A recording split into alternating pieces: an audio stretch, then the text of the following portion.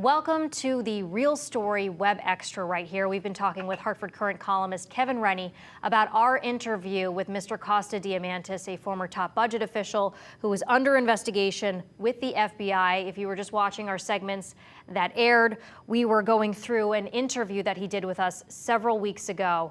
And we had just talked about State Representative Tammy Nuccio. She was discussing what she experienced and what she saw at a meeting in Tolland, or several meetings, I guess, in Tolland. And, you know, Kevin, I want to talk about this real quick, because this was a finance committee on school construction. What was everyone's reaction on there? I mean, that was a very strong statement that she had. Well, it was a very strange meeting because although the subject matter was the state school construction financing program, they weren't allowed to discuss the specifics of the reason they were having a meeting, which was this investigation of contract steering. And but Tammy Nuccio, she had a unique experience that no one else on that committee had, and she shared it. And she explained it. Basically, you can talk about this process all you want, and the changes you're going to make, and avoid direct questions, but she had the experience that when someone is in the room who has control over 89% of the money that is going to go for building this school, they have a lot of control. And if they decide they're going to use their power in a way that they shouldn't, there's not a lot a town can do about it, unless they want to risk blowing up their project. And in Tolland, they didn't want to do that. Also involved in this project, the Tolland school rebuilding, it had a construction management company, of course, and this one was Construction Advocacy Professionals, or CAP, as it's known. And this company ends up hiring Mr. Diamantis' daughter after the state, signed on for the project with the company. So we asked him if he with the 89% financing. So we asked if he was involved in her hiring. Here's a clip. Did you have anything to do with that? No. You did not have anything to do with them hiring your daughter, even though they got the state contract. They got the state contract, she was hired, and then they got more state money as well. Absolutely not. She says that in the Torty report that the owner just called her out of the blue and offered her a job. What's your reaction to that? I believe my daughter. So why would they offer her a job out of the blue? No idea? That would be a question for Kat. All right, Kevin, he's very clear on where he stands with this. He really denies any wrongdoing. He says that they hired them. They hired his daughter, fair and square, essentially is what he's saying, and that it had nothing to do with him. So just your reaction to seeing him. Well, he says he doesn't know anything. Well, says he had nothing to do with it. And it sounds like he's trying to convince the audience that he's never talked to his daughter about it, which seems preposterous, particularly given that her hiring by the chief state's attorney was getting a lot of attention, was the subject of a very serious investigation. And that investigation turned up a witness who said that several years before that Mr. Diamantis approached him, I think it was in the men's room, the state office building, and was harping on the guy not having given his daughter a job sometime before. And there is a pattern here of him taking a serious interest in his daughter's hiring and her career prospects. He's quite familiar with Antonietta Roy, who was the owner of CAP, and they had some history in school construction.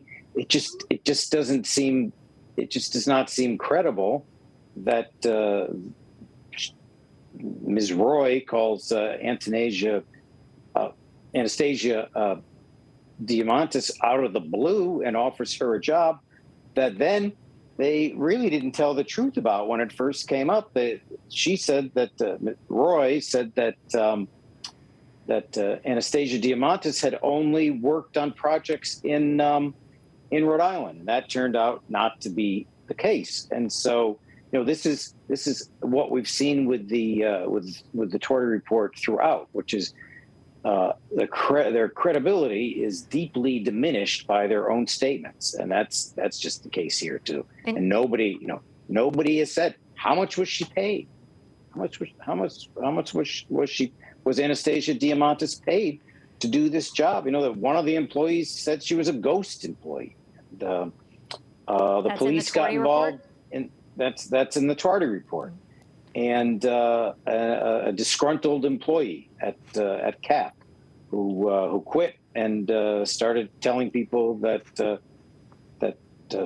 Anastasia Diamantis, according to the Torrey report, was a ghost employee and had been hired because of who her father is. And it's right? interesting. It's right there. If we count, that's like 3 different times allegedly that his daughter being hired has kind of come up, because we have obviously CAP, then we have Richard Colangelo's office, and then we have this DAS official that you're saying who claims that he, as you were just explaining, that Mr. Diamantis was bringing it up to him, correct? So it's 3 times. Yes. And, she did have a state, she was a state employee at I believe the Department of Rehabilitative Services. She was hired in 2015. We don't know the circumstances of that at the moment, but she has state experience. It's not. But she did get a state job. Yes. Okay, so final thoughts on the interview. Do you think it helped or hurt his cause? Can we even judge that at this point? I think it probably, depending where this goes, I don't think it was helpful because. Certainly, as the federal investigation goes on, the federal investigators may have evidence that directly contradicts some of his statements to you, and those can often be used to impeach a witness if it ever comes to that. It also can add to the investigators' determination to continue following the path where this all may be leading. And these investigations never end in nothing happening. They don't. They are started because the federal investigators get some pretty solid information in most cases. If it gets to a grand jury, which this has, witnesses are being interviewed by FBI agents, by assistant U.S. attorneys. This is the process, and it very often, as we've seen in Connecticut corruption investigations, it ends in people either making a deal with federal law enforcement authorities, or in indictments. I mean, these very, very rarely end with everybody walking away and saying, "Oh no, all these tips were wrong," and everybody just misinterpreted what they saw or what they heard or what they read. That just doesn't happen. Okay, so where does go ahead? No, well, so we know that they are deeply immersed in talking to witnesses and gathering. The subpoenas that the federal investigators have served on the state of Connecticut, on the town of Tolland, I believe on the town of Bristol, in the city of Hartford. These are serious investigators collecting substantial evidence. All right, we will have to see where it goes. Yep. Well, I was going to say, and they have, as far from what we know, just what we've talked about during this program, they have witnesses who I expect are going to stand by their stories. We will have to see, of course, as this unfolds. Very important to note, as I did on the program, that Mr. Diamantis is denying any wrongdoing, and that he has not been charged with any crimes at this point. I know the last time that we had spoke with him several weeks ago, he had not spoken with the FBI. I think Norm Pattis, his attorney, had said that they had reached out to the FBI, but had not spoken with them at this point. Yeah, can we take a moment to discuss that? Yes. It is often a very bad sign if the FBI does not want to talk to you. It means that they may think of you as a potential target of the investigation. Okay. And they'll send you a letter telling you that, but often not until the last minute. I know. I called the FBI. Go ahead. Sorry, they keep interrupting. Well, so it is not a it is not a sign that this is going well that they have not interviewed Mr. Diamantis. Before the interview, I did call the FBI to just, we're talking about a potential investigation here. We know about the investigation from the federal subpoenas that were, the one federal subpoena that we were able to FOI or get actually from the governor's office. It ended up being public record, so the governor's office gave it to us. You had FOI'd it. And then I think Tolland had gotten a subpoena as well that you were able to obtain, correct? Right, right, yes. All yes, right. That's correct. Well, thank you very much, Kevin. Make sure again that you check out Kevin Rennie's column in the Hartford Courant and his website, Daily Ructions, as he said. As we've said, he's been closely following this investigation, breaking news on it all over the place too. So we very much appreciate you going in depth with us on this once again. My pleasure. And story continues. It does. I'm sure we'll have you on again.